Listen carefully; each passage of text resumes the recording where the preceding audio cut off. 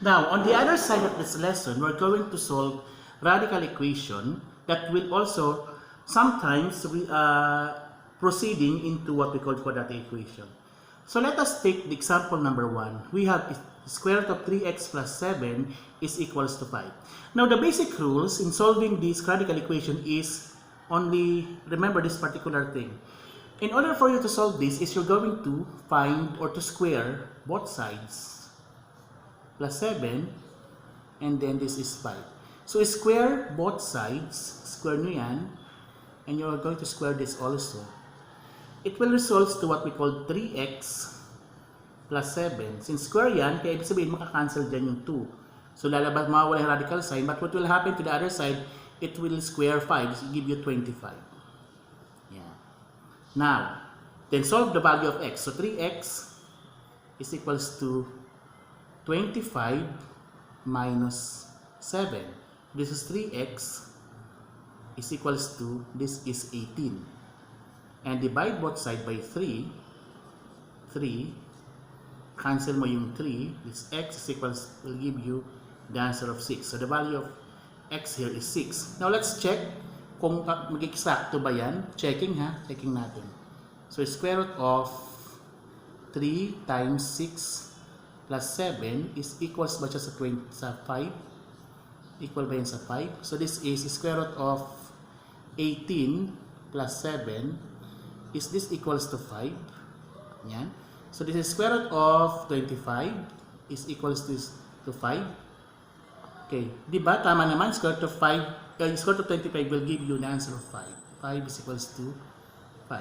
So that's how we're going to check this. Okay?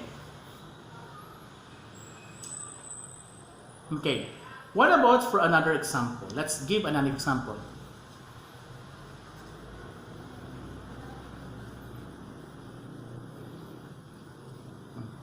Let's say we have an example such as this one.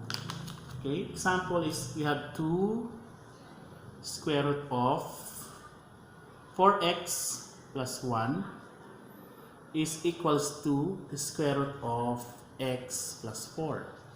Yan. Since the main rule is squaring both sides, so para masolve yan, i-square natin both sides. Square mo ito. Again, you're going to square also the other side. Pag in-square mo yan, mawawala yung radical sign, but take consideration of the other side. So, square nyo muna itong 2. It will give you 4, kasi 2 squares 4. And then ito, mawawala yung radical sign niya, is may iwan yan, is what we call parenthesis, kasi ano yan, multiplication yan. This will give you 4x plus 1. And the other side will give you x plus 4. Okay. Then multiply nyo yan. This is 16x plus 4 will give you x plus 4. Since 0 na yan, maka-cancel yan eh. So this is 16x minus x will give you 0. This is 15x will give you 0. Of course, we need to solve. Automatically, the value of x here is 0. Yeah. So that is. Okay. Another example.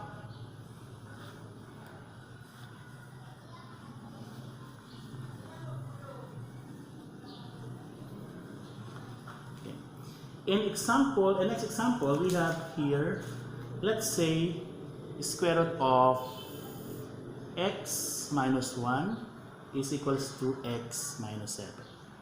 Again, the main rule is squaring both sides. You square this, and you're going to square this also. So this will give you x minus 1. Then the other side, square nyo yan. So square of x minus 7 will give you x squared minus 2 times 7, negative 7, negative 14 times x, negative 14x. And square of 7 will give you plus 49. Okay, so that is. So ililipat natin ito sa kabila doon. So this will becomes x squared minus 14x minus x plus 49 plus 1. So this is 0 na yan dito. So it will give you x squared minus 15x plus 50. So i-reflex natin to, or symmetric, is x squared minus 15x plus 50. Okay, this is a class 2 equation. May factor kaya ito? Let's try to factor to find the value of x.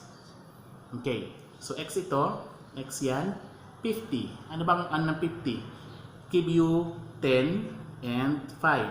Since this is a class 2 equation, classified as class 2, so 5 times 10 is 50. Ang gitnang sign niya is negative, so therefore this 2 will becomes negative. If you're going to add negative 5x plus negative 10x will give you negative 15x. So our factor is correct. Then find the value of x here. So x minus 5 is equals to 0.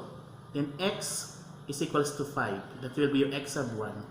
And your x sub 2 would be x is equals to, or minus 10 is equals to 0. X sub 2 will give you the value of 10. Oh, that is. Okay? So problem solving tayo dito ngayon sa part nito. Now, this is the problem. Problem goes like this. The length of a rectangle is 6 cm more than its width. So find its length and width when its area is 40 cm squared. So that is the problem to be solved. Now, all you have to do is to find the value of width, or assign a variable that represents the width. So we're going to let x here be the width of the rectangle. Then illustrate your rectangle here. As simple as that, like that. So your width here should be here, x, and your length, as it said in the problem, the length of the rectangle is 6 cm more than its width. So width plus 6, ibig sabihin niya ng length niya.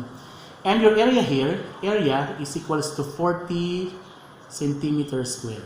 Now, in this particular topic, we're going to recall the basic formula in finding the area of a plane geometry.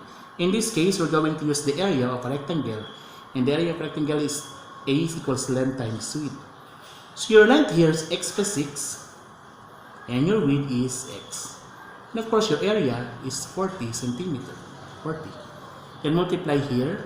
This will give you x squared plus 6x. Yeah, equals to 40. And then we're going to use to transpose 40 to make it a standard position of quadratic equation. So it's x squared plus 6x minus 40 will give you 0. And then we're going to factor this like this one. Factor. Now, since it's quadratic equation, so x here, take note that this quadratic equation is a third class, which is the last term is negative. So if you're going to find the factor of 40, all of you may say that the factor of 40 that you're going to think here is 8 and 5. But actually, 8 and 5 will not be materialized in this particular topic kasi pag sinubtract mo yung 8 plus 3, hindi kayo magbibigay ng 6, di ba?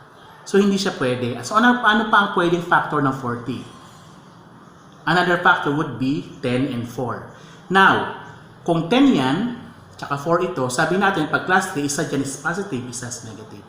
Now, ang dapat yung tingnan, kung ito ay class 3, tingnan nyo yung sign ng gitna. Positive yan, di ba? So, ibig sabihin, yung malaking number dyan, siyang magiging positive, at yung maliit na number, siya yung magiging negative. So, in this case, ito yung magiging positive, ito yung magiging negative. Now, checking this, we have 10x minus 4x will give you positive 6x. And after that, we're going to find the roots. X plus 10 is equals to 0, and x minus 4 is equals to 0. X is equals to negative 10, and x here is equals to 4.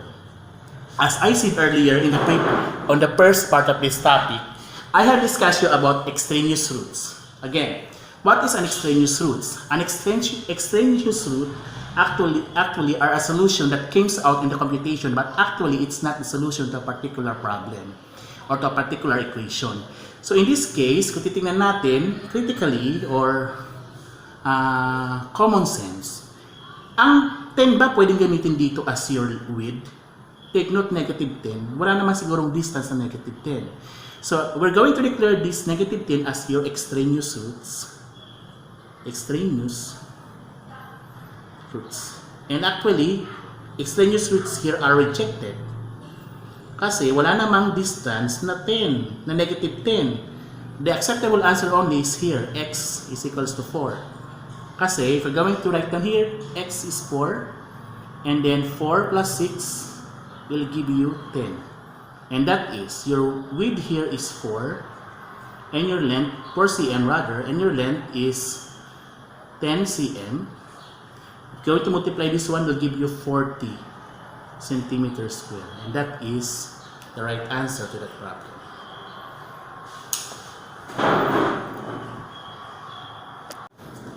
Another one, we're going to discuss also number problems in this particular application.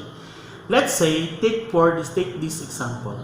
In this example, we have the difference between two numbers is 8, while their product is 128. So we're going to find the two numbers. 8. So we let x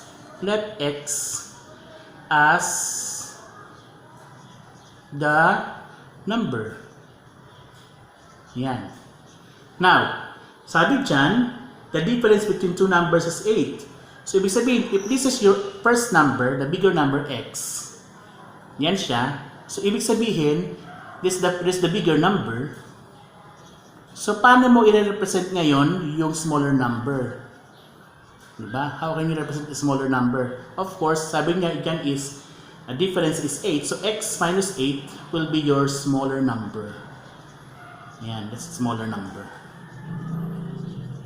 Yan ha.